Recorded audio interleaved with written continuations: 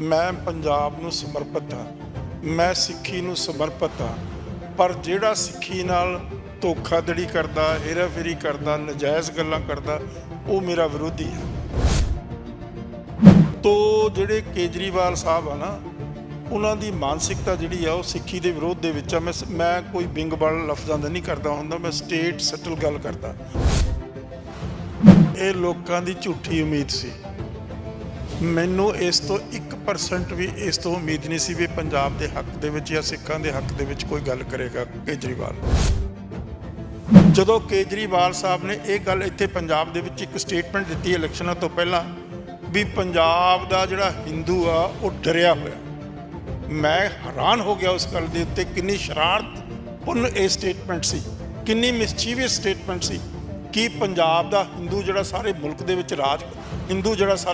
ਵਿੱਚ ਰਾਜ ਕਰ ਰਿਹਾ, ਜਿਸ ਦੀ ਪਿੱਠ ਦੇ ਉੱਤੇ ਇੰਨੇ ਲੱਖ ਫੌਜ, ਇੰਨੇ ਲੱਖ ਪੈਰਾ ਮਿਲਟਰੀ ਫੋਰਸਿਸ, ਹੋਰ ਤੇ ਕੀ ਨਹੀਂ, ਕਿੱਡੀ ਵੱਡੀ ਸਰਕਾਰ ਮਜ਼ਬੂਤ, ਤੇ ਉਸ ਨੂੰ ਕਿਸ ਗੱਲ ਦਾ ਡਰ ਹੈ? ਡਰ ਹੈ ਤਾਂ ਮਾਈਨੋਰਟੀਜ਼ ਨੂੰ ਡਰ ਹੈ। ਹਰਭਜਨ ਸਿੰਘ ਹੈ ਜਿਹੜਾ ਕ੍ਰਿਕਟਰ ਖਿਡਾਰੀ ਰਹੇ ਨੇ, ਉਹ ਸਿੱਖ ਚਿਹਰਾ ਨੇ, ਤੁਸੀਂ ਮੰਨਦੇ ਹੋ ਕਿ ਉਹ ਸਿੱਖ ਚਿਹਰਾ ਨਹੀਂ? ਉਹ ਸਿੱਖ ਹੋ ਸਕਦਾ, ਸਿੱਖ ਪਰਿਵਾਰ ਨੂੰ ਬਿਲੋਂਗ ਕਰਦਾ ਹੈ, ਇਹਦੇ ਵਿੱਚ ਕੋਈ ਸ਼ੱਕ ਨਹੀਂ। ਲੇਕਿਨ ਸਵਾਲ ਇਹ ਆ ਕਿ ਸਿੱਖਾਂ ਦੀਆਂ ਸਮੱਸਿਆਵਾਂ ਕੀ ਉਹ ਸਮਝਦਾ? ਕੀ ਸਿੱਖਾਂ ਦੀ ਸਮੱਸਿਆਵਾਂ ਨੂੰ ਉੱਥੇ ਰਾਜ ਸਭਾ ਦੇ ਪਲੇਟਫਾਰਮ ਦੇ ਉੱਤੇ ਆਰਟੀਕੂਲੇਟ ਕਰ ਸਕਦਾ? ਇਹ ਆਦਮੀ ਕੇਜਰੀਵਾਲ ਜਿਹੜਾ ਹੈ ਕਲਟਿਸ਼ ਹੈ। ਇਸ ਨੇ ਇੱਕ ਕਲਟ ਕ੍ਰੀਏਟ ਕੀਤਾ ਹੋਇਆ ਆਪਣੇ ਆਲੇ ਦੁਆਲੇ। ਮੈਂ ਪੁੱਛਣਾ ਚਾਹੁੰਦਾ ਤੁਹਾਡੇ ਰਾਹੀਂ ਕੱਟੜ ਇਮਾਨਦਾਰ ਸਾਹਿਬ ਨੂੰ ਕਿ ਜਿਹੜੇ ਇੰਡਸਟਰੀਲਿਸਟ ਇਹਨਾਂ ਨੂੰ ਟਿਕਟਾਂ ਦੇ ਕੇ ਤੁਸੀਂ ਭੇਜਣ ਜਾ ਰਹੇ ਹੋ, ਕੀ ਉਹਨਾਂ ਦੀ ਕੋਈ ਕੰਟਰੀਬਿਊਸ਼ਨ ਹੈ? ਪੰਜਾਬ ਦੀਆਂ ਸਮੱਸਿਆਵਾਂ ਨੂੰ ਉਹ ਸਮਝਦੇ ਆ? ਕੀ ਪੰਜਾਬ ਦੀਆਂ ਸਮੱਸਿਆਵਾਂ ਨੂੰ ਰਾਜ ਸਭਾ ਦੇ ਪਲੇਟਫਾਰਮ ਦੇ ਉੱਤੇ ਆਰਟੀਕੂਲੇਟ ਕਰ ਸਕਦੇ ਆ? ਤੋ ਇਹ ਆਦਮੀ ਜਿਹੜਾ ਹੈ Kejriwal, he is not a simple person, he is not an honest person, he is not a truthful person। ਇਹ ਬਹੁਤ ਡੂੰਘਾ ਇਨਸਾਨ ਆ ਔਰ ਇਹਦੇ ਬੜੇ ਡੀਪ ਰੂਟਡ ਪ੍ਰੈਜੁਡਿਸਿਸ ਆ against Sikhs. I say it in open, against Sikhs, against the Dalits, against the women। ਜਿਹੜੀ ਇਹਦੀ ਦਿੱਲੀ ਦੇ ਵਿੱਚ ਸਰਕਾਰ ਚੱਲਦੀ ਹੈ 10-15 ਸਾਲ ਤੋਂ, ਉਸ ਦੇ ਵਿੱਚ ਕੋਈ ਸਿੱਖ ਹੈ?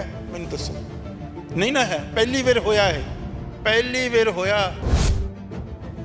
ਜਿੰਨੇ ਵੀ ਫੈਸਲੇ ਆਉਣਗੇ ਪੰਜਾਬ ਦੇ ਵਿੱਚ, ਉਹ ਪੰਜਾਬ ਇਹਨਾਂ ਵੱਲੋਂ ਉਹ ਸਾਰੇ ਪੰਜਾਬ ਦੇ ਖਿਲਾਫ ਹੋਣਗੇ, ਸਿੱਖਾਂ ਦੇ ਵਿਰੋਧ ਵਿੱਚ ਹੋਣਗੇ। ਮਾਫ ਕਰੋ।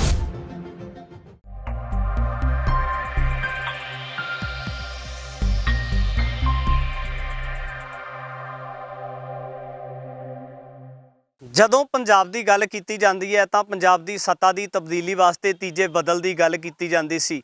ਉਸ ਹੀ ਆਮ ਆਦਮੀ ਪਾਰਟੀ ਦੇ ਰੂਪ ਦੇ ਵਿੱਚ ਅਰਵਿੰਦ ਕੇਜਰੀਵਾਲ ਅਤੇ ਜਿਸ ਦਾ ਮੁੱਖ ਚਿਹਰਾ ਪੰਜਾਬ ਦੇ ਵਿੱਚ ਭਗਵੰਤ ਮਾਨ ਨੂੰ ਮੁੱਖ ਮੰਤਰੀ ਦੇ ਅਹੁਦੇ ਵਜੋਂ ਲਾਇਆ ਗਿਆ ਹੈ। ਤਾਂ ਦੇਖਦੇ ਹਾਂ ਕਿ ਜਦੋਂ ਆਮ ਆਦਮੀ ਪਾਰਟੀ ਸੱਤਾ ਵਿੱਚ ਨਹੀਂ ਸੀ ਆਈ, ਜਦੋਂ ਚੋਣ ਪ੍ਰਚਾਰ ਪਿੰਡਾਂ ਵਿੱਚ ਕੀਤਾ ਜਾ ਰਿਹਾ ਸੀ, ਤਾਂ ਉਦੋਂ ਵੀ ਕਿਤੇ ਨਾ ਕਿਤੇ ਜਿਹੜੀਆਂ ਸਿੱਖ ਧਿਰਾਂ ਸੀ ਜਾਂ ਜਿਹੜੇ ਪੰਜਾਬ ਦੇ ਸੁਹਿਰਦ ਲੋਕ ਸੀ, ਆਮ ਆਦਮੀ ਪਾਰਟੀ ਦਾ ਕਿਤੇ ਨਾ ਕਿਤੇ ਬਹੁਤ ਵੱਡੀ ਤਾਦਾਦ ਦੇ ਵਿੱਚ ਵਿਰੋਧ ਕਰਦੇ ਨਜ਼ਰ ਆ ਰਹੇ ਸੀ। ਉਹਨਾਂ ਦੀ ਜਿਹੜੀ ਨੀਤੀ ਨੂੰ ਲੈ ਕੇ ਲੋਕਾਂ ਪ੍ਰਤੀ ਜਾਂ ਇੱਕ ਖਾਸ ਫਿਰਕੇ ਪ੍ਰਤੀ ਆਮ ਆਦਮੀ ਪਾਰਟੀ ਦੀ ਨੀਤੀ ਸੀ।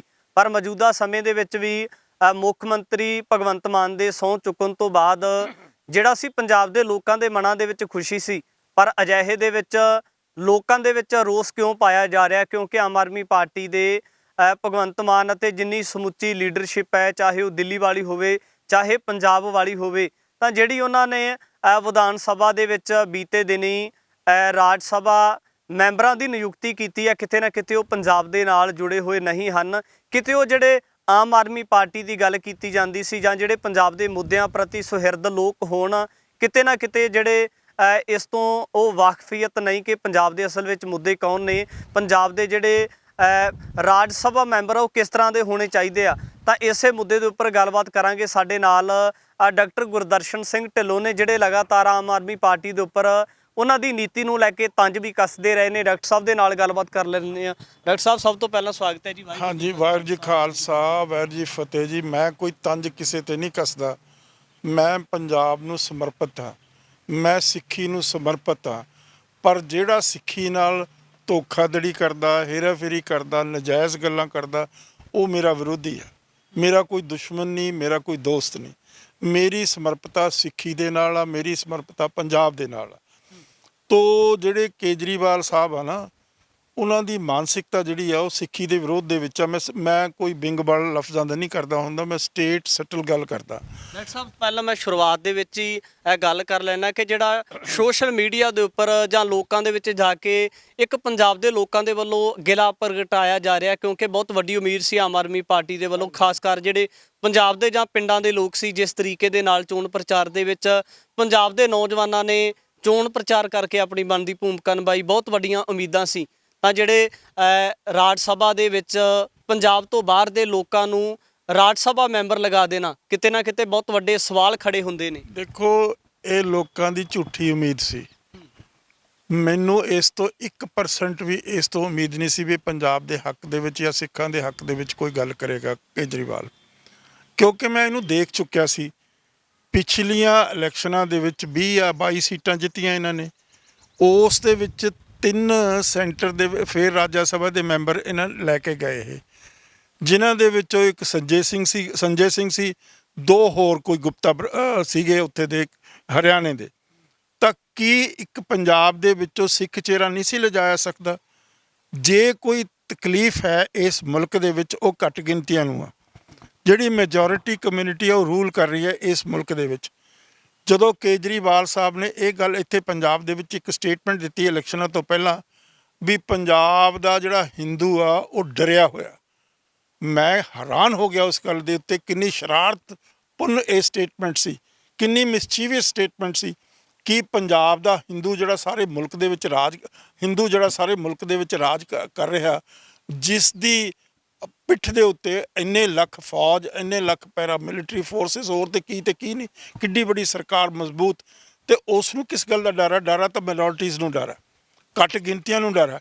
ਇਹ ਸਾਰੀ ਸ਼ਰਾਰਤਕੁੰਨ ਸਟੇਟਮੈਂਟ ਸੀ ਤਾਂ ਕਿ ਪੰਜਾਬ ਦੇ ਹਿੰਦੂ ਆ ਜਿਹੜੇ, ਉਹ ਦੂਜੀਆਂ ਪਾਰਟੀਆਂ ਨਾਲ ਟੁੱਟ ਕੇ ਇਹਦੀ ਪਿੱਠ ਭੂਮੀ ਦੇ ਉੱਤੇ ਆ ਜਾਣ, ਕੇਜਰੀਵਾਲ ਦੇ ਉੱਤੇ।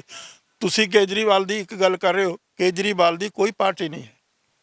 ਆਮ ਆਦਮੀ ਪਾਰਟੀ ਆ ਜਿਹੜੀ, ਪਾਰਟੀ ਦਾ ਤਾਂ ਨਾਂ ਆ, ਪਾਰਟੀ ਸਮੂਹ ਇਕੱਠ ਹੁੰਦਾ ਹੈਗਾ, ਉਹਦੀ ਕੋਈ ਵਰਕਿੰਗ ਕਮੇਟੀ ਹੁੰਦੀ ਆ, ਉਹਦਾ ਕੋਈ ਜਨਰਲ ਹਾਊਸ ਹੁੰਦਾ, ਉਹਦੇ ਮੈਂਬਰਸ ਐਗਜ਼ੈਕਟਿਵ ਦੇ ਹੁੰਦੇ ਆ, ਉਹਦੀਆਂ ਮੀਟਿੰਗਸ ਹੁੰਦੀਆਂ ਜੋ ਕੁਆਟਰਲੀ ਆ, ਹਾਫ ਈਅਰਲੀ ਆ, ਐਨੂਅਲੀ, ਜੋ ਵਟ ਐਵਰ ਦੇਅਰ ਕੰਸਟੀਟਿਊਸ਼ਨ ਸੇ। ਕੀ ਇਹਨਾਂ ਦਾ ਕੋਈ ਕੰਸਟੀਟਿਊਸ਼ਨ ਹੈ? ਕੀ ਇਹਨਾਂ ਦੀ ਕੋਈ ਐਗਜ਼ੈਕਟਿਵ ਹੈ? ਕੀ ਇਹਨਾਂ ਦਾ ਕੋਈ ਜਨਰਲ ਹਾਊਸ ਦੀ ਮੀਟਿੰਗ ਹੁੰਦੀ ਆ?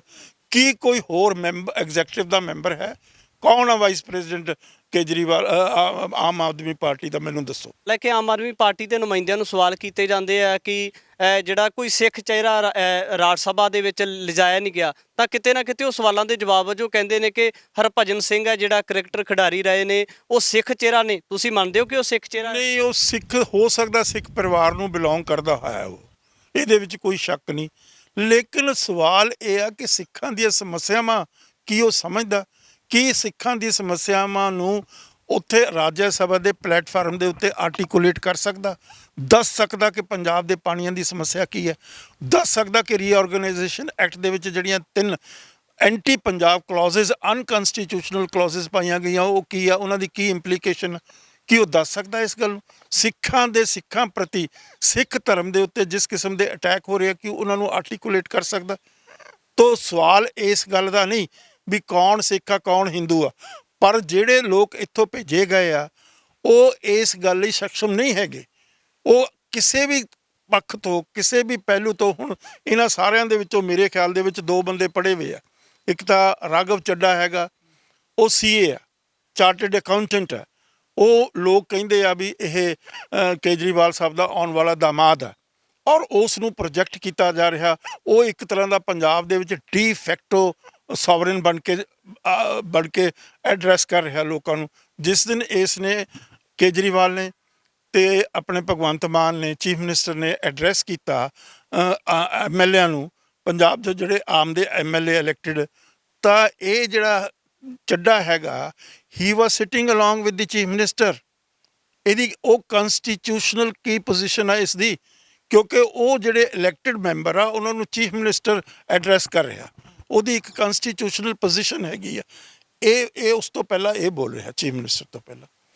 ਤੋ ਉਸ ਨੂੰ ਇੱਕ ਰਿਟਨ ਸਕ੍ਰਿਪਟ ਦਿੱਤੀ ਗਈ ਜਿਸ ਦੇ ਵਿੱਚ ਜਿਹੜੇ ਪੰਜਾਬ ਦੇ ਇਲੈਕਟਡ ਆਮ ਆਦਮੀ ਦੇ ਜਿਹੜੇ ਮੈਂਬਰ ਸਾਹਿਬਾਨ ਆ ਉਹਨੂੰ ਡਰਾਇਆ ਗਿਆ, ਧਮਕਾਇਆ ਗਿਆ, ਡਿਮੋਰਲਾਈਜ਼ ਕਰਨ ਦੀ ਕੋਸ਼ਿਸ਼ ਕੀਤੀ। ਜੋ ਆਪਣੇ ਹੋਰ ਲਫ਼ਜ਼ਾਂ ਦੇ ਵਿੱਚ ਕੇਜਰੀਵਾਲ ਨੇ ਬਾਅਦ ਦੇ ਵਿੱਚ ਐਡਰੈਸ ਕੀਤਾ, ਉਸੇ ਕਿਸਮ ਦਾ ਐਡਰੈਸ ਜਿਹੜਾ ਕੀਤਾ ਗਿਆ ਆਪਣਾ ਭਗਵੰਤ ਮਾਨ ਕੰਨਿਓ ਕੀਤਾ ਗਿਆ। ਤੋ ਇਹ ਇੱਕ ਬੜੀ ਸਟੈਲਿਟੀ ਹੈ ਇਸ ਦੀ ਪਾਲਿਸੀ 'ਚ। ਇਹ ਆਦਮੀ ਇੰਨਾ ਕੰਪਲੈਕਸ ਤੇ ਡੀਪ ਹੈ ਕੇਜਰੀਵਾਲ, ਜਿਸ ਨੂੰ ਸਮਝਣਾ ਆਮ ਆਦਮੀ ਦੇ ਵੱਸ ਦਾ ਰੋਗ ਨਹੀਂ ਹੈ। ਹੁਣ ਜੇ ਭਗਵੰਤ ਮਾਨ ਦੀ ਆਪਾਂ ਗੱਲ ਕਰੀਏ ਤਾਂ ਉਹਦੇ ਪ੍ਰਤੀ ਲੋਕ ਬਹੁਤ ਸੁਹਿਰਦ ਸੀ। ਲੋਕ ਚਾਹੁੰਦੇ ਸੀ ਕਿ ਭਗਵੰਤ ਮਾਨ ਤੋਂ ਬਹੁਤ ਵੱਡੀਆਂ ਉਮੀਦਾਂ, ਉਹ ਪੰਜਾਬ ਦੇ ਮਸਲਿਆਂ ਨੂੰ ਹੱਲ ਕਰਨਗੇ। ਤਾਂ ਬਹੁਤ ਵੱਡੀਆਂ ਗੱਲਾਂ ਕਰਦੇ ਰਹੇ ਨੇ, ਪਿਛਲੇ ਸਮੇਂ ਦੇ ਦਰਮਿਆਨ ਵੀ ਬਹੁਤ ਵੱਡੇ ਮੁੱਦੇ ਚੱਕਦੇ ਰਹੇ ਨੇ। ਜਿਹੜੇ ਭਗਵੰਤ ਮਾਨ ਪੰਜਾਬ ਦੇ ਕਿਤੇ ਨਾ ਕਿਤੇ ਜਿਹੜੇ ਲੁੱਟ ਖਸੁੱਟ ਦੂਜੀਆਂ ਪਾਰਟੀਆਂ ਵੱਲੋਂ ਕੀਤੀ ਜਾ ਰਹੀ ਸੀ, ਉਹਦੀ ਗੱਲ ਕਰਦੇ ਰਹੇ ਨੇ। ਤਾਂ ਕੀ ਲੱਗਦਾ ਕਿ ਇਸ ਵਾਰ ਜਿਹੜਾ ਭਗਵੰਤ ਮਾਨ ਦੀ ਮਾਨਸਿਕਤਾ ਦੇ ਉੱਪਰ ਕੋਈ ਪ੍ਰਭਾਵ ਸੀ, ਉਹਨਾਂ ਦੇ ਉੱਪਰ ਕੋਈ ਕਿਸੇ ਤਰੀਕੇ ਦੇ ਨਾਲ ਜਿਹੜਾ ਕੇਂਦਰ ਦਾ ਪ੍ਰਭਾਵ ਪਾ ਕੇ ਜਿਹੜੀਆਂ ਸੈਂਟਰ ਦੇ ਵਿੱਚ ਬੈਠੀਆਂ ਧਿਰਾਂ ਨੇ, ਜਾਂ ਚਾਹੇ ਉਹ ਕੇਜਰੀਵਾਲ ਸਾਹਿਬ ਜਿਹੜਾ ਕਿ ਆਮ ਆਦਮੀ ਪਾਰਟੀ ਦੇ ਸੁਪਰੀਮੋ ਨੇ ਔਰ ਬੀਜੇਪੀ ਦੀ ਬੀ ਟੀਮ ਕਿਹਾ ਜਾਂਦਾ ਉਹਨਾਂ ਨੂੰ? ਨੋ ਦੇ ਆਰ, ਜਿਹੜਾ ਕੇਜਰੀਵਾਲ ਆ ਉਹ ਬੀਜੇਪੀ ਨਾਲੋਂ ਬਹੁਤ ਜ਼ਿਆਦਾ ਡੇਂਜਰਸ ਤੇ ਬਹੁਤ ਜ਼ਿਆਦਾ ਡੀਪ ਆ। ਉਹ ਕਲਟ ਆ, ਉਹ ਕਲਟ ਆ। ਬੀਜੇਪੀ ਦੀ ਝੂਠੀ ਸੱਚੀ ਥੋੜ੍ਹੀ ਬਹੁਤੀ ਡੈਮੋਕ੍ਰੈਟਿਕ ਐਗਜ਼ਿਸਟੈਂਸ ਹੈਗੀ। ਉਹਨਾਂ ਦੀ ਵਰਕਿੰਗ ਕਮੇਟੀ ਆ, ਉਹਨਾਂ ਦੀ ਵਰਕਿੰਗ ਕਮੇਟੀ ਦੇ ਵਿੱਚ ਮੀਟਿੰਗ ਹੁੰਦੀ ਆ, ਉਹਨਾਂ ਦਾ ਇੱਕ ਪ੍ਰਧਾਨ ਆ, ਉਹਨਾਂ ਦਾ ਜਿਹੜਾ ਉਹ ਪ੍ਰਧਾਨ ਹੈ ਬੀਜੇਪੀ ਦਾ। ਇਸੇ ਤਰੀਕੇ ਦੇ ਨਾਲ ਉਹਨਾਂ ਦਾ ਸਾਰੇ ਜਿਹੜਾ ਹੈ ਸਿਲੈਕਸ਼ਨ ਇੱਕ ਬੈਠਦੀ ਹੈ, ਕਮੇਟੀ ਬੈਠਦੀ ਹੈ, ਉਸ ਕਮੇਟੀ ਦੇ ਵਿੱਚ ਸਿਲੈਕਸ਼ਨ ਹੁੰਦੀ ਹੈ। ਉਹਨਾਂ ਦਾ ਥੋੜ੍ਹਾ ਬਹੁਤਾ ਚਿਹਰਾ ਮੋਹਰਾ ਡੈਮੋਕ੍ਰੈਟਿਕ ਹੈ। ਇਸ ਦੇ ਵਿੱਚ ਕੌਣ ਆ ਹੋਰ? ਇਸ ਦੇ 'ਚ ਕੋਈ ਆਦਮੀ ਨਹੀਂ। ਇਹ ਹੀ ਆਟੋਕ੍ਰੈਟਿਕ ਹੈ, ਟੋਟਲੀ ਸਾਰੀ ਚੀਜ਼ ਸੈਂਟਰਲਾਈਜ਼ ਕੀਤੀ ਵੀ ਹੈ। ਜਿਸ ਤਰ੍ਹਾਂ ਇੱਕ ਕਲਟ ਹੁੰਦੇ ਆ, ਜਿਸ ਤਰ੍ਹਾਂ ਰਾਮ ਰਹੀਮ ਆ, ਉਹਦਾ ਕਲਟ ਆ, ਉਹਦੇ ਕੌਣ ਹੈ ਕੰਸਲਟੈਂਟ, ਕੌਣ ਆ ਉਹਦੇ ਕਾਉਂਸਲਰਸ? ਕੋਈ ਵੀ ਨਹੀਂ। ਇਸੇ ਤਰੀਕੇ ਨਾਲ ਹਿਟਲਰ ਸੀ, ਹਿਟਲਰ ਦੇ ਕੋਈ ਕਾਉਂਸਲਰ ਨਹੀਂ ਸੀ, ਕਿਸੇ ਦੀ ਉਹ ਗੱਲ ਨਹੀਂ ਸੀ ਮੰਨਦਾ।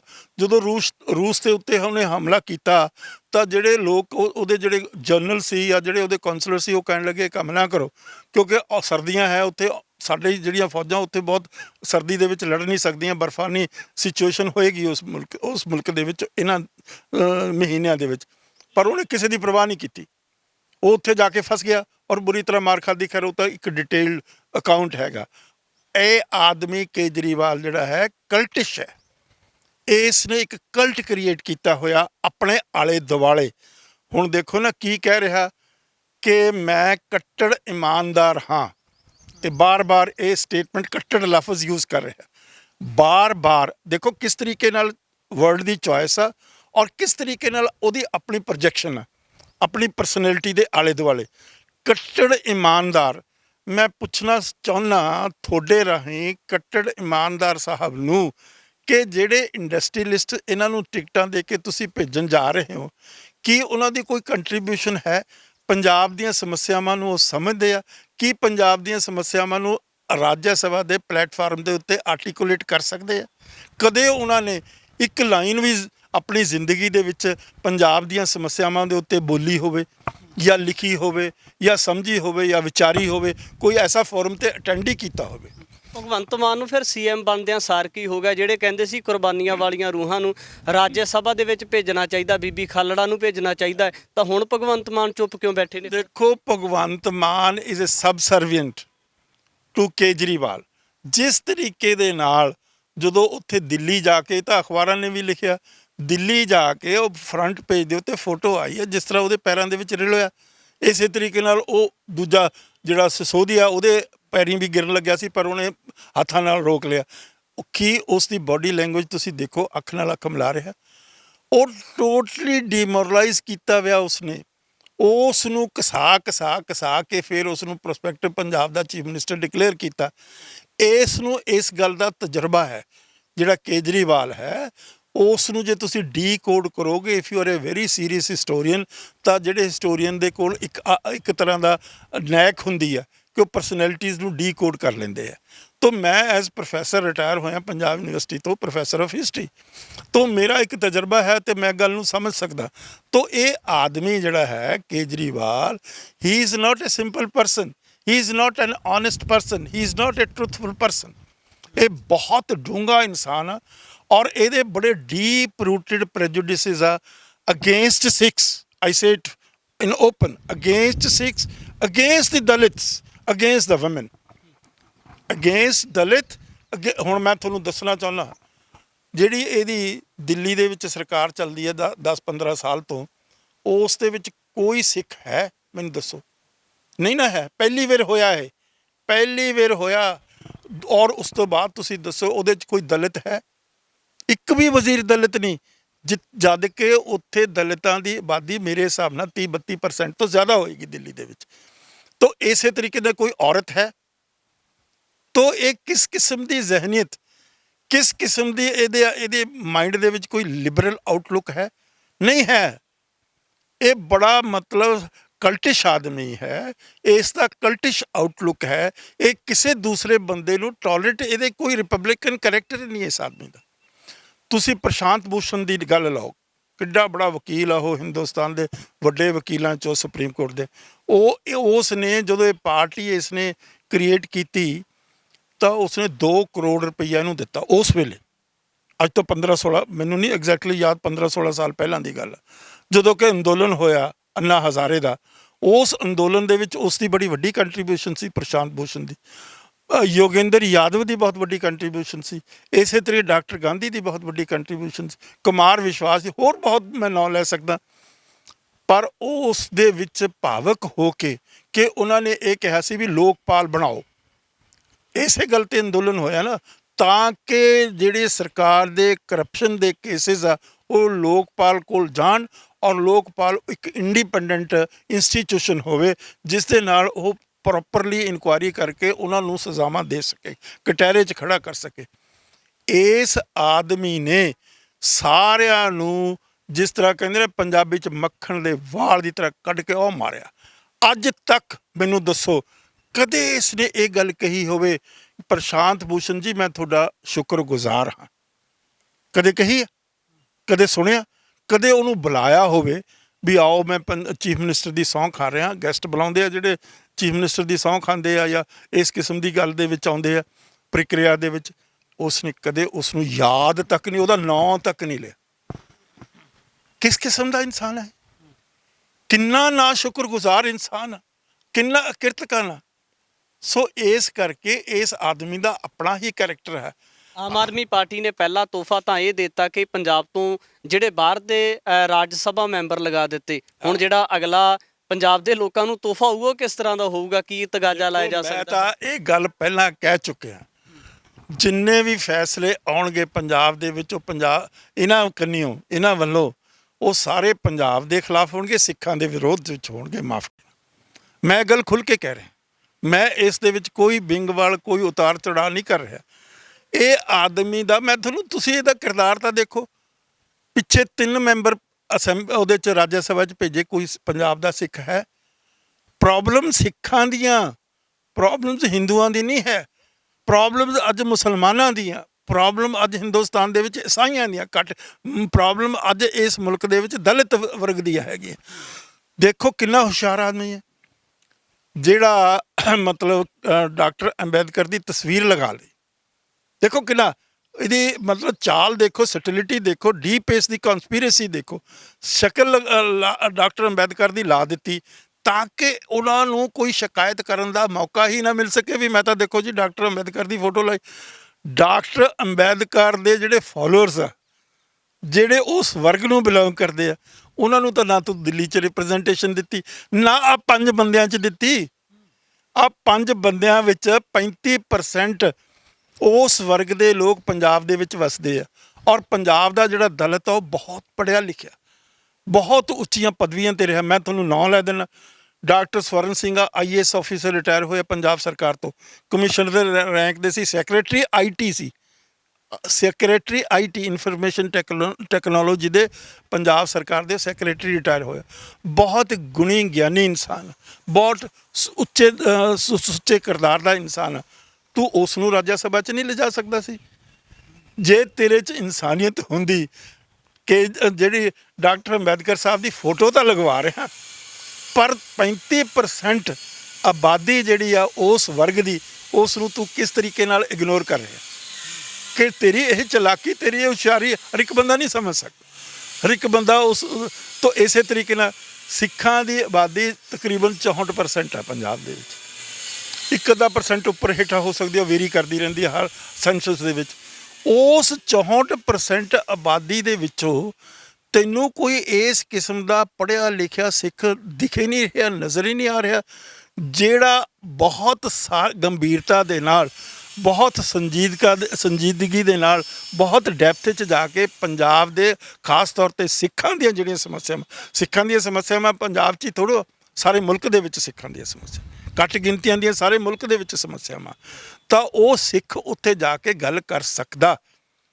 ਤੂੰ ਕਿਉਂ ਨਹੀਂ ਭੱਜੀ? ਵਿਚਾਰੇ ਨੂੰ ਕੀ ਪਤਾ, ਉਹ ਤਾਂ ਹੀ ਇਜ਼ ਏ ਕ੍ਰਿਕਟਰ। ਇਸੇ ਕਿਸਮ ਦਾ ਉਹ ਜਿਹੜਾ ਤੰਦੂਲਕਰ ਸੀ, ਉਸ ਦੀ ਕੀ ਕੰਟਰੀਬਿਊਸ਼ਨ ਹੈ ਪਾਰਲੀਮੈਂਟ ਦੇ ਵਿੱਚ? ਜ਼ੀਰੋ। ਮੂੰਹ ਬੰਦ ਗਿਆ ਸੀ, ਮੂੰਹ ਬੰਦ ਆ ਗਿਆ। ਤੋ ਮੇਰਾ ਮਤਲਬ ਕਹਿਣ ਦਾ ਹੈ, ਤੂੰ ਉਹ ਬੰਦੇ ਲੈ ਕੇ ਜਾ ਜਿਨ੍ਹਾਂ ਨੂੰ ਪੰਜਾਬ ਦੀਆਂ ਸਮੱਸਿਆਵਾਂ ਦੇ ਉੱਤੇ ਗ੍ਰਿਪ ਹੋਵੇ, ਜਿਹੜੇ ਉਹ ਗੱਲ ਆਰਟੀਕੂਲੇਟ ਕਰ ਸਕਣ। ਪਰ ਉਹ ਕਰੇਗਾ ਨਹੀਂ, ਕਿਉਂਕਿ ਇਸ ਬੰਦੇ ਨੇ ਇਸ ਤਰੀਕੇ ਦੇ ਨਾਲ ਉਹਨਾਂ ਨੂੰ ਸਨੱਬ ਕਰਕੇ ਰੱਖਣਾ, ਇਸ ਤਰੀਕੇ ਨਾਲ ਉਹਨਾਂ ਨੂੰ ਇਗਨੋਰ ਕਰਕੇ ਰੱਖਣਾ ਕਿ ਉਹਨਾਂ ਦੀ ਹੈਸੀਅਤ ਹੀ ਕੋਈ ਨਹੀਂ ਹੈ। ਤੋ ਇਸ ਕਰਕੇ ਇਹ ਹੁਣ ਮੈਂ ਤੁਹਾਨੂੰ ਦੱਸਣ ਲੱਗਿਆ, ਆਪਣੇ ਚੱਡਾ ਸਾਹਿਬ ਆ, ਰਾਘਵ ਚੱਡਾ, ਇਹ CA ਆ, ਚਾਰਟਰਡ ਅਕਾਊਂਟੈਂਟ ਆ, ਆਪਣੇ ਕੰਮ 'ਚ ਬੜੇ ਕੰਪੀਟੈਂਟ ਹੋਣਗੇ। ਮੈਂ ਤਾਂ, ਮੇਰੀ ਕੋਈ ਡੀਲਿੰਗ ਨਹੀਂ ਇਹਨਾਂ ਦੇ ਨਾਲ, ਪਰ ਲੋਕ ਕਹਿੰਦੇ ਆ ਵੀ ਇਹ ਕੇਜਰੀਵਾਲ ਸਾਹਿਬ ਦੇ ਹੋਣ ਵਾਲੇ ਦਾਮਾਦ ਆ। ਇਹਨਾਂ ਨੂੰ ਪੰਜਾਬ ਦੇ ਵਿੱਚ ਸਾਰੀ ਤਾਕਤ ਸੌਂਪ ਦਿੱਤੀ ਗਈ ਆ। ਅਖਬਾਰਾਂ 'ਚ ਪ੍ਰੋਪਰਲੀ ਆ ਰਿਹਾ, ਜਿਹੜੀ ਮਿਨਿਸਟਰੀ ਵੀ ਬਣੀ ਆ ਉਹ ਕੇਜਰੀਵਾਲ ਦੇ ਇਸ਼ਾਰੇ 'ਤੇ ਬਣੀ ਆ। ਕੇਜਰੀਵਾਲ ਨੇ ਦੇਖੋ ਕਿਤਨਾ ਚਲਾਕ ਹੁਸ਼ਿਆਰ ਆਦਮੀ ਆ, 17 ਮਿਨਿਸਟਰ ਬਣਨੇ ਸੀ, 10 ਬਣਾਏ ਆ, ਤਾਂ ਕਿ ਲੋਕ ਜਿਹੜੇ ਨਹੀਂ ਬਣਾਏ ਉਹ ਹਮੇਸ਼ਾ ਇਸ ਦੇ ਪੈਰਾਂ ਦੇ ਵਿੱਚ ਰੁਲਦੇ ਰਹਿਣ, ਇਸ ਉਮੀਦ ਦੇ ਨਾਲ ਵੀ ਸਾਨੂੰ ਵੀ ਸ਼ਾਇਦ ਮਿਨਿਸਟਰੀ ਮਿਲ ਜਾਊ। ਔਰ ਜਿਹੜੇ ਬਣਾਏ ਆ ਉਹਨਾਂ ਨੂੰ ਤਾੜਨਾ ਦਿੱਤੀ ਗਈ ਆ, ਉਹਨਾਂ ਨੂੰ ਡਰਾਇਆ ਗਿਆ, ਉਹਨਾਂ ਨੂੰ ਡੀਮੋਰਲਾਈਜ਼ ਕੀਤਾ ਗਿਆ, MLA ਨੂੰ ਕੀਤਾ ਗਿਆ।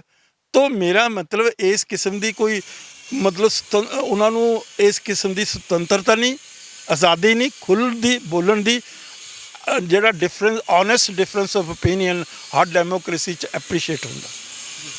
ਪਰ ਇਸ ਬੰਦੇ ਦੀ ਜਿਹੜਾ ਸਿਸਟਮ ਹੈ, ਕੋਈ ਡੈਮੋਕ੍ਰੇਸੀ ਨਹੀਂ ਇਸ ਦੀ ਪਾਰਟੀ ਦੇ ਵਿੱਚ, ਟੋਟਲ ਆਟੋਕ੍ਰੇਸੀ ਹੈ। ਟੋਟਲ ਇਹ ਆਦਮੀ ਕਿਸੇ ਬੰਦੇ ਨੂੰ ਇਜਾਜ਼ਤ ਨਹੀਂ ਦਿੰਦਾ ਵੀ ਕੋਈ ਗੱਲ ਖੁੱਲ੍ਹ ਕੇ ਕਰ ਸਕੇ। ਹੁਣ ਇਹ ਰਾਘਵ ਚੱਡੇ ਦੀ ਗੱਲ ਲੈ ਲਓ, ਹੁਣ ਅੱਗੇ ਲੈ ਲਓ ਆ ਸੰਦੀਪ ਪਾਠਕ, ਪ੍ਰੋਫੈਸਰ ਨਹੀਂ ਹੈ, ਜਾਂ ਤਾਂ ਐਸੋਸੀਏਟ ਪ੍ਰੋਫੈਸਰ ਹੈ, ਅਸਿਸਟੈਂਟ ਪ੍ਰੋਫੈਸਰ ਹੈ। ਪ੍ਰੋਫੈਸਰ ਦਾ ਸਟੇਟਸ ਹਾਈਐਸਟ ਹੁੰਦਾ ਕਿਸੇ ਵੀ ਯੂਨੀਵਰਸਿਟੀ ਦੇ ਵਿੱਚ, ਕਿਸੇ ਵੀ ਐਕੈਡਮਿਕ ਜਿਹੜਾ ਅਦਾਰਾ ਹੁੰਦਾ। ਤੋ ਇਹ ਕਹਿੰਦਾ ਨਾ, ਇਹ ਨੀਤੀ ਕਹਾੜ ਆ। ਕਿਹੜੀ ਨੀਤੀ ਹੈ ਇਸ ਦੀ? ਇਹ ਕਹਿੰਦਾ ਨਾ, ਇਹਨੇ ਨੀਤੀ ਕਹਾੜ ਨੇ ਪੰਜਾਬ ਦੇ ਵਿੱਚ ਬਹੁਤ ਬੜਾ ਕੰਮ ਕੀਤਾ, ਉਸ ਕੰਮ ਦੇ ਆਧਾਰ ਦੇ ਉੱਤੇ ਆਮ ਪਾਰਟੀ ਜਿੱਤ ਕੇ ਆਈ। ਬਿਲਕੁਲ ਗਲਤ, ਬੇਬੁਨਿਆਦ, ਬੇਸਲੈਸ ਕਿਸਮ ਦੀ ਆਰਗੂਮੈਂਟ ਔਰ ਇਸ ਕਿਸਮ ਦੀ ਪ੍ਰੋਜੈਕਸ਼ਨ ਦਿੱਤੀ ਗਈ ਤਾਂ ਕਿ ਇਸ ਦਾ ਪਰਸਨੈਲਿਟੀ ਕਲਟ ਕ੍ਰੀਏਟ ਕੀਤਾ ਜਾ ਸਕੇ ਸੰਦੀਪ ਪਾਠਕ ਦਾ। ਤਾਂ ਉਹ ਮੈਂ ਇਹ ਪੁੱਛਣਾ ਚਾਹੁੰਦਾ ਕਿ ਜਿਹੜੀ ਵੋਟ ਪਈ ਹੈ ਉਹ ਅਗੇਂਸਟ ਬਾਦਲ, ਅਗੇਂਸਟ ਕਾਂਗਰਸ ਪਈ ਆ। It is not Sandeep Pathak who has articulated anything. ਹੁਣ ਇਸੇ ਤਰੀਕੇ ਨਾਲ ਅੱਜ ਵੀ ਚਲੋ ਹੁਣ ਪਹਿਲਾਂ ਇਹਨਾਂ ਦੇ ਨਿਬੜ ਲਈ, ਸੰਜੀਵ ਸਨੀ ਅਰੋੜਾ, ਇਹ ਬਹੁਤ ਬੜਾ ਇੰਡਸਟਰੀਅਲਿਸਟ ਆ ਲੁਧਿਆਣੇ ਦਾ। ਤੋ ਕੀ ਮਤਲਬ ਲੈਣ ਦੇਣ ਹੋਇਆ? ਕਿਹੜੀ ਚੀਜ਼, ਕਿਹੜੀ ਕੁਆਲਿਟੀ ਹੈ ਇਸ ਬੰਦੇ ਦੇ ਵਿੱਚ, ਜਿਸ ਕੁਆਲਿਟੀ ਦੇ ਬੇਸਿਸ ਦੇ ਉੱਤੇ ਕੱਟੜ ਇਮਾਨਦਾਰ ਨੇ ਇਸ ਨੂੰ ਚੁਣਿਆ? ਕਿਹੜੀ ਕੁਆਲਿਟੀ ਹੈ ਦੱਸੇ? ਪਬਲਿਕ ਡਿਮਾਂਡ ਕਰ ਰਹੀ ਆ, ਲੋਕ ਪੁੱਛ ਰਹੇ ਆ ਕਿ ਕੇਜਰੀਵਾਲ ਸਾਹਿਬ ਦੱਸੋ ਇਹ ਤੁਸੀਂ ਕਿਸ ਆਧਾਰ 'ਤੇ ਇਸ ਨੂੰ ਟਿਕਟ ਦਿੱਤਾ? ਇਸੇ ਤਰੀਕੇ ਦੇ ਨਾਲ ਅਸ਼ੋਕ ਮਿੱਤਲ ਆ। ਹੁਣ ਅਸ਼ੋਕ ਮਿੱਤਲ ਅੱਜ ਲਵਲੀ ਯੂਨੀਵਰਸਿਟੀ ਦਾ ਸੈਲਫ ਅਪਾਇੰਟਡ ਚਾਂਸਲਰ ਹੈ। ਸਮਝੇ ਕਿਸ ਨੇ ਉਹਨੂੰ ਚਾਂਸਲਰ ਬਣਾਇਆ? ਚਾਂਸਲਰ ਬਹੁਤ ਵੱਡੀ ਪੋਜੀਸ਼ਨ, ਖੈਰ ਨਹੀਂ ਹੋ, ਵਟ ਐਵਰ ਇਟ ਇਜ਼। ਤਾਂ ਉੱਥੇ ਕੀ ਹੋਇਆ, ਤੁਹਾਨੂੰ ਇਸ ਬੰਦੇ ਦੀ ਕਿਰਦਾਰ ਦੀ ਗੱਲ ਦੱਸਦਾ। ਜਿੰਨੇ ਇਹਦੇ ਬੱਚੇ ਪੜ੍ਹਦੇ ਆ, ਜਿੰਨੇ ਉਹ ਸ਼ਡਿਊਲ ਕਾਸਟ ਕਮਿਊਨਿਟੀ ਤੋਂ ਆਉਂਦੇ ਆ, ਉਹਨਾਂ ਨੂੰ ਸਕਾਲਰਸ਼ਿਪ ਦਿੰਦੀ ਆ ਸਰਕਾਰ। 70 ਕਰੋੜ ਰੁਪਈਆ ਪਿਛਲੀ ਸਰਕਾਰ ਨੇ ਉਹਨਾਂ ਨੂੰ ਦਿੱਤਾ ਤਾਂ ਕਿ ਉਹਨਾਂ ਨੂੰ ਸਕਾਲਰਸ਼ਿਪ ਡਿਸਟਰੀਬਿਊਟ ਕੀਤਾ ਜਾ ਸਕਦੇ ਬੱਚਿਆਂ ਨੂੰ। ਇਸ ਨੇ 1 ਪੈਸਾ ਨਹੀਂ ਦਿੱਤਾ ਉਹਨੂੰ, ਬੱਚਿਆਂ ਨੂੰ ਨਹੀਂ ਅੱਗੇ ਪਾਸ ਔਨ ਕੀਤਾ, ਪੈਸਾ ਆਪਣੇ ਅਕਾਊਂਟ 'ਚ ਰੱਖ ਲਿਆ। ਉਸ ਤੋਂ ਬਾਅਦ ਜਦੋਂ ਓਬਜੈਕਸ਼ਨ ਹੋਇਆ ਫਿਰ ਇਹਨੇ 70 ਕਰੋੜ ਰੁਪਈਆ ਵਾਪਸ ਕਰਤਾ। ਇਹ ਦਲੀਲ ਦੇ ਕੇ ਦੇਖੋ ਜੀ ਅਸੀਂ ਤਾਂ ਮੰਗਿਆ ਨਹੀਂ ਸੀ, ਉਹਨਾਂ ਨੇ ਭੇਜ ਦਿੱਤਾ। ਤੋ ਇਹ ਕੈਰੈਕਟਰ ਹੈ ਇਹਨਾਂ ਲੋਕਾਂ ਦਾ। ਹੁਣ ਮੈਨੂੰ ਦੱਸੋ, ਜਿਹੜੇ ਅਸ਼ੋਕ ਮਿੱਤਲ ਜੀ ਆ ਮਠਿਆਈ ਦੇ ਤਾਂ ਮਾਹਰ ਹੋਣਗੇ, ਪਰ ਜਿਹੜੀਆਂ ਪੰਜਾਬ ਦੀਆਂ ਸਮੱਸਿਆਵਾਂ ਜਿਵੇਂ ਪਾਣੀ ਦੀ ਸਮੱਸਿਆ ਬਹੁਤ ਵੱਡੀ ਸਮੱਸਿਆ, ਬਹੁਤ ਸੀਰੀਅਸ ਸਮੱਸਿਆ, ਔਰ ਜਿਸ ਦੀਆਂ ਨੈਸ਼ਨਲ ਤੇ ਇੰਟਰਨੈਸ਼ਨਲ ਓਵਰਟੋਨਸ ਹੈਗੀਆਂ, ਉਸ ਦੇ ਵਿੱਚ ਇੰਡੀਅਨ ਕਨਸਟੀਟਿਊਸ਼ਨ ਕੀ ਕਹਿੰਦਾ ਔਰ ਜਿਹੜੀ ਰੀਆਰਗੇਨਾਈਜੇਸ਼ਨ ਐਕਟ ਦੀਆਂ 3 ਕਲੌਜ਼ਸ ਕੀ ਕਹਿੰਦੀਆਂ, ਉਸ ਦੇ ਬਾਰੇ ਇਹਨਾਂ ਨੂੰ ਕਦੇ ਪਤਾ, ਕਦੇ ਸੁਣਿਆ। ਔਰ ਇਹ ਇੰਨੀਆਂ ਕੰਪਲੈਕਸ ਪ੍ਰੋਬਲਮ ਆ, ਮੈਂ ਤੁਹਾਨੂੰ ਦੱਸਣ ਲੱਗਿਆ, ਇਹਨਾਂ ਨੂੰ ਸਮਝਣ ਲਈ ਕਈ ਦਿਨ ਨਹੀਂ, ਕਈ ਹਫ਼ਤੇ ਨਹੀਂ, ਕਈ ਮਹੀਨੇ ਲੱਗਦੇ ਆ, ਤਾਂ ਆਦਮੀ ਉਹਨਾਂ ਨੂੰ ਸਮਝ ਸਕਦਾ। ਆਮ ਜਿਹੜਾ ਵਕੀਲ ਆ ਉਸ ਦੀ ਵੀ ਇਹਨਾਂ ਚੀਜ਼ਾਂ 'ਤੇ ਗ੍ਰਿਪ ਨਹੀਂ ਹੁੰਦੀ। ਮੈਂ ਜਦੋਂ ਕਿਤਾਬ ਲਿਖੀ ਸੀ ਮੈਨੂੰ ਕਈ ਸਾਲ ਲੱਗੇ ਸੀ ਇਸ ਗੱਲ ਨੂੰ ਸਮਝਣ ਦੇ ਲਈ। ਤੋ ਇੰਟਰਨੈਸ਼ਨਲ ਲਾਅ ਵੀ ਦੇਖਣਾ ਪੈਂਦਾ ਰਹੇ ਪੇਨੇ ਲਾ। ਔਰ ਮੈਂ ਇੱਥੇ ਖਾਸ ਤੌਰ 'ਤੇ ਤੁਹਾਨੂੰ ਦੱਸਣਾ ਚਾਹੁੰਦਾ, ਇੰਡੀਅਨ ਕਨਸਟੀਟਿਊਸ਼ਨ ਜਿਹੜਾ ਓਰੀਜਨਲ ਬਣਿਆ ਸੀ ਉਸ ਦੇ ਵਿੱਚ ਵਾਟਰ ਡਿਸਟ੍ਰੀਬਿਊਸ਼ਨ 'ਤੇ ਕੋਈ ਲਫ਼ਜ਼ ਵੀ ਨਹੀਂ, ਕਿਉਂਕਿ ਇੰਡੀਅਨ ਕਨਸਟੀਟਿਊਸ਼ਨ ਦੇ ਬਣਾਉਣ ਵਾਲਿਆਂ ਨੂੰ ਇਸ ਗੱਲ ਦਾ ਪਤਾ ਨਹੀਂ ਸੀ ਕਿ ਹਿੰਦੁਸਤਾਨ ਦੇ ਵਿੱਚ ਕੋਈ ਪਾਣੀਆਂ ਦੇ ਇਸ਼ੂ ਦੇ ਉੱਤੇ ਕੋਈ ਝਗੜੇ ਹੋਣਗੇ। ਜਦੋਂ 1956 'ਚ ਰੀਆਰਗੇਨਾਈਜੇਸ਼ਨ ਆਫ ਸਟੇਟਸ ਹੋਈ, 1956 'ਚ ਆਜ਼ਾਦੀ ਤੋਂ ਬਾਅਦ, ਤਾਂ ਉਦੋਂ ਝਗੜੇ ਸ਼ੁਰੂ ਹੋ ਗਏ। ਫਿਰ inter state water disputes tribunal act ਬਣਿਆ, ਸਮਝੇ ਕਿ ਨਹੀਂ? ਤੋ ਉਸ ਦੇ ਆਧਾਰ ਦੇ ਉੱਤੇ ਜਿਹੜੀ ਡਿਸਟ੍ਰੀਬਿਊਸ਼ਨ ਸੈਟਲ ਹੁੰਦੀ ਹੈਗੀ।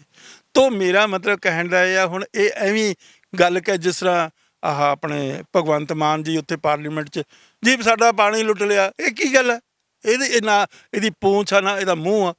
ਉਹ ਗੱਲ ਦੱਸੋ ਤੁਸੀਂ ਵੀ ਜਿਹੜੀ ਹੁਣ ਭਾਖੜਾ ਬਿਆਸ ਮੈਨੇਜਮੈਂਟ ਬੋਰਡ ਦੀ ਗੱਲ ਹੈ, ਉਸ ਦਾ ਇੱਕ ਆਧਾਰ ਆ ਰੀਆਰਗੇਨਾਈਜੇਸ਼ਨ ਐਕਟ ਦੀ 80ਵੀਂ ਧਾਰਾ ਦੇ ਵਿੱਚ, ਜਿੱਥੇ ਤੁਸੀਂ ਉਹਨਾਂ ਨੇ ਸਾਡਾ ਜਿਹੜਾ ਕੰਟਰੋਲ ਆਫ ਹੈੱਡਵਰਕਸ ਉਹ ਖੋਹ ਲਿਆ।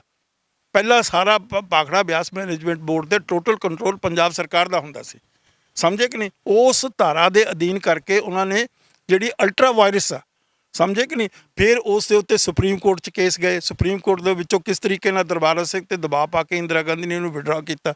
ਫਿਰ ਜਿਹੜਾ ਰਾਜੀਵ ਲੌਂਗੋਵਾਲ ਅਕੋਰਡ ਦੇ ਵਿੱਚ 9ਵੀਂ ਮੱਧ ਆ ਪਾਣੀਆਂ ਦੇ ਇਸ਼ੂ ਦੇ ਉੱਤੇ, ਤੋ ਨਾ ਇਹ ਚੱਡਾ ਜਾਣਦਾ, ਨਾ ਇਹ ਪਾਠਕ ਜਾਣਦਾ, ਨਾ ਅਰੋੜਾ ਜਾਣਦਾ, ਨਾ ਮਿੱਤਲ ਜਾਣਦਾ, ਨਾ ਇਹ ਹਰਭਜਨ ਸਿੰਘ ਜਾਣਦਾ, ਤੋ ਨਾ ਭਗਵੰਤ ਮਾਨ ਜਾਣਦਾ।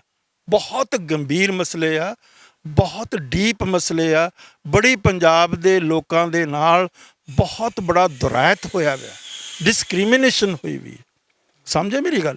ਤੋ ਉਸ ਡਿਸਕ੍ਰਿਮੀਨੇਸ਼ਨ ਦੇ ਨੂੰ ਅੰਡੂ ਕਰਨ ਦੇ ਲਈ ਤੁਸੀਂ ਇੰਨਾ ਐਟੀਟਿਊਡ, ਇੰਨਾ ਤੁਹਾਡਾ ਮਤਲਬ ਇਸ ਕਿਸਮ ਦਾ ਐਟੀਟਿਊਡ ਆ। ਉਈਓ ਇੱਕ ਮਠਿਆਈ ਵਾਲਾ ਬੰਦਾ ਭੇਜ ਦਿੱਤਾ, ਉਈਓ ਚੱਕ ਕੇ ਇੱਕ ਇੰਡਸਟਰੀਅਲਿਸਟ ਭੇਜ ਦਿੱਤਾ, ਇੱਕ ਖਿਡਾਰੀ ਭੇਜ ਦਿੱਤਾ, ਇੱਕ CA ਭੇਜ ਦਿੱਤਾ, ਇੱਕ ਛੋਟਾ ਮੋਟਾ ਪ੍ਰੋਫੈਸਰ ਭੇਜ ਦਿੱਤਾ ਉੱਥੇ ਜਿਹੜਾ IT ਦਾ ਐਕਸਪਰਟ ਆ, ਸਮਝ ਗਏ ਮੇਰੀ ਗੱਲ?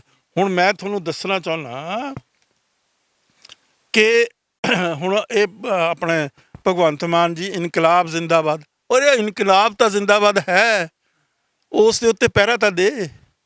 ਤੇਰਾ ਇਨਕਲਾਬ ਕਿੱਥੇ ਗਿਆ ਜਦੋਂ ਉਸਨੇ 5 ਬੰਦੇ ਤੇਰੇ ਉੱਤੇ ਠੋਕ ਕੇ ਸਿੱਟ ਦਿੱਤੇ ਤੇ ਨਾਲ ਤੇਰੇ ਬਿਠਾ ਦਿੱਤਾ ਆਪਣਾ ਹੋਣ ਵਾਲਾ ਦਾਮਾਦ? ਤੂੰ ਤਾਂ ਸਾਹ ਵੀ ਨਹੀਂ ਲੈ ਸਕਦਾ, ਤੇਰਾ ਇਨਕਲਾਬ ਕਿੱਥੇ ਆ? ਤੂੰ ਕਹਿੰਦਾ ਨਾ ਮੈਂ ਕੱਟੜ ਇਨਕਲਾਬੀ ਹਾਂ, ਤਾਂ ਤੇਰਾ ਇਨਕਲਾਬ ਕਿੱਥੇ ਨਿਕਲਿਆ ਜਦੋਂ 5 ਬੰਦੇ ਤੇਰੇ ਸਿਰ ਦੇ ਉੱਤੇ ਬਿਠਾ ਦਿੱਤੇ ਜਿਨ੍ਹਾਂ ਨੂੰ ABC ਨਹੀਂ ਪਤਾ ਪੰਜਾਬ ਦੀਆਂ ਸਮੱਸਿਆਵਾਂ ਦੀ, ਸਮਝੋ, ਜਿਹੜੇ ਪੰਜਾਬੀ ਬੋਲ ਵੀ ਨਹੀਂ ਸਕਦੇ, ਮਾफ़ ਕਰਨਾ, ਪੰਜਾਬੀ ਬੋਲ ਵੀ ਨਹੀਂ ਸਕਦੇ। ਤੋ ਸਾਡਾ ਬਹੁਤ ਬੜਾ ਸਮੱਸਿਆ ਪੰਜਾਬ ਦੀ। Punjab is a sub state. ਮੈਂ ਇੱਥੇ ਦੱਸਣਾ ਚਾਹੁੰਦਾ ਕਿਉਂ ਸਬ ਸਟੇਟ ਆ ਪੰਜਾਬ? ਇਸ ਮੁਲਕ ਦੀ ਵਾਹਦ ਇੱਕੋ ਸਟੇਟ ਆ ਜਿਹਦੇ ਕੋਲ ਆਪਣੇ ਪਾਣੀਆਂ ਦਾ ਅਧਿਕਾਰ ਨਹੀਂ, ਜਿਹਦੇ ਕੋਲ ਕੰਟਰੋਲ ਆਫ ਹੈੱਡਵਰਕਸ ਨਹੀਂ। ਹਰਿਆਣਾ ਕੋਲ ਟੋਟਲ ਕੰਟਰੋਲ ਆ ਆਪਣੇ ਹੈੱਡਵਰਕਸ ਦਾ, ਜਿਹੜੇ ਉਹਦੇ ਉਸ ਸਟੇਟ ਦੇ ਵਿੱਚ ਆਉਂਦੇ ਆ। ਤੋ ਇਹ ਬੜੀਆਂ ਗੰਭੀਰ ਸਮੱਸਿਆ। ਹੁਣ ਇੱਥੇ ਅੱਜ ਮੈਂ ਦੇਖ ਰਿਹਾ ਸੀ ਸੋਸ਼ਲ ਮੀਡੀਆ ਦੇ ਉੱਤੇ ਇੱਕ ਕੁੜੀ ਪਤਾ ਨਹੀਂ MLA ਜੀ ਆ, ਉਹ ਬੋਲ ਰਹੀ ਆ ਵੀ ਸਾਡਾ ਅਧਿਕਾਰ ਆ ਜਿਹਨੂੰ ਮਰਜ਼ੀ ਅਸੀਂ ਚੁਣੀਏ। ਤੇਰਾ ਕੀ ਅਧਿਕਾਰ ਆ? How can you sell Punjab's interest? ਤੂੰ ਕਿਸ ਤਰੀਕੇ ਦੇ ਨਾਲ ਪੰਜਾਬ ਨੂੰ ਬਰਬਾਦ ਕਰ ਸਕਦੀ ਹੈ? ਤੈਨੂੰ ਇਹ ਅਧਿਕਾਰ ਦਿੱਤਾ ਐਜ਼ MLA ਬਣਨ ਦਾ? ਨਾ ਕਿਸੇ ਗੱਲ ਦੀ ਸਮਝ ਆ, ਨਾ ਲੈਣਾ ਨਾ ਦੇਣਾ। 2 ਜਮਾਤਾਂ ਪੜ੍ਹ ਕੇ ਤੂੰ ਇਸ ਕਿਸਮ ਦੀ ਬੇਹੂਦਾ ਸਟੇਟਮੈਂਟ ਦੇ ਰਹੀ ਹੈ। ਕੱਲ੍ਹ ਨੂੰ ਤੂੰ ਕਹੇਂਗੀ ਸਾਨੂੰ ਅਧਿਕਾਰ ਆ ਕਿ ਅਸੀਂ ਪੰਜਾਬ ਦੇ ਜਿਹੜੇ ਰਹਿੰਦੇ ਵੀ ਪਾਣੀ ਆ 75% ਤਾਂ ਤੁਸੀਂ ਤਬਾਹ ਕਰਵਾ ਲਿਆ ਪਿਛਲੇ ਚੀਫ ਮਿਨਿਸਟਰਾਂ ਤੋਂ, ਬਾਕੀ ਦਾ ਜਿਹੜਾ 25% ਰਹਿ ਗਿਆ ਉਹ ਤੂੰ ਦੂਜੇ ਸੂਬਿਆਂ ਨੂੰ ਦੇ ਦੇਂਗੀ। ਕੀ ਤੇਰਾ ਅਧਿਕਾਰ ਆ SYL ਚਲਾ ਕੇ ਤੂੰ ਕੇਜਰੀਵਾਲ ਦੇ ਮਤਲਬ ਅੰਡਰ ਹੋ ਕੇ ਤੇ ਤੂੰ ਜਾ ਕੇ ਉੱਥੇ ਦੇ ਦੇਂਗੀ?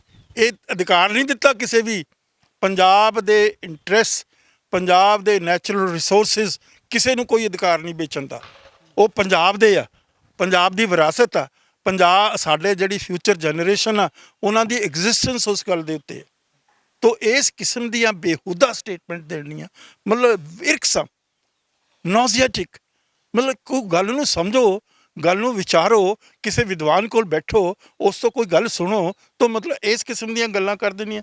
ਹੁਣ ਕੇਜਰੀਵਾਲ ਦੀਆਂ ਜਿਹੜੀਆਂ ਸਾਰੀਆਂ ਮਤਲਬ ਜਿਸ ਕਿਸਮ ਦਾ ਇਹਦਾ ਮਤਲਬ ਹੈ ਗੱਲ ਸਾਰੀ, ਉਹ ਸਾਰੀ ਦੀ ਸਾਰੀ ਮਤਲਬ ਹੁਣ SYL ਦੀ ਗੱਲ, SYL ਉਈਓ ਮੂੰਹ ਚੋਂ ਕੱਢ ਦੇਣਾ। ਕਿਸੇ ਗੱਲ ਦੀ ਗਹਿਰਾਈ ਤੱਕ ਜਾਓ। ਭਾਖੜਾ ਬਿਆਸ ਮੈਨੇਜਮੈਂਟ ਬੋਰਡ ਦੀ ਹੁਣ ਕਿਉਂ ਨਹੀਂ ਬੋਲਦਾ ਕੇਜਰੀਵਾਲ? ਬੋਲੇ ਕੇਜਰੀਵਾਲ, ਅਗਲਿਆਂ ਨੇ ਤਾਂ ਸਟੇਟਮੈਂਟ ਦਿੱਤੀ ਆ। ਇਸੇ ਤਰੀਕੇ ਨਾਲ ਅਗਲਿਆਂ ਨੇ ਸਟੇਟਮੈਂਟ ਦਿੱਤੀ ਆ।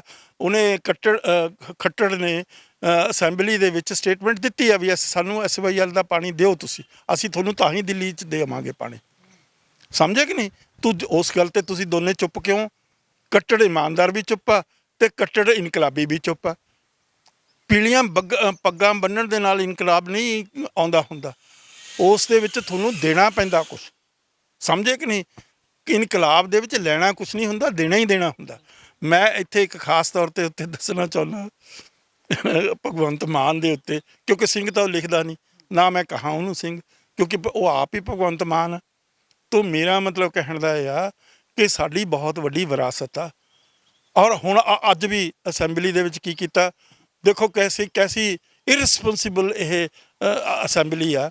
ਅੱਜ ਉਹਨਾਂ ਨੇ ਮਤਾ ਪਾਸ ਕਰ ਦਿੱਤਾ ਵੀ ਅਸੈਂਬਲੀ ਦੇ ਵਿੱਚ ਚੰਡੀਗੜ੍ਹ ਦੇ ਵਿੱਚ ਅਸੀਂ ਜਿਹੜਾ ਹਾਊਸ ਆ ਉਹਦੇ 'ਚ ਬੁੱਤ ਲਾਵਾਂਗੇ 3, ਮਹਾਰਾਜਾ ਰਣਜੀਤ ਸਿੰਘ ਦਾ, ਡਾਕਟਰ ਅੰਬੇਦਕਰ ਸਾਹਿਬ ਦਾ ਅਤੇ ਭਗਤ ਸਿੰਘ ਦਾ। ਉਹ ਚੰਡੀਗੜ੍ਹ ਦਾ ਕਾਨੂੰਨ ਆ, ਇੱਥੇ ਬੁੱਤ ਲੱਗ ਹੀ ਨਹੀਂ ਸਕਦਾ।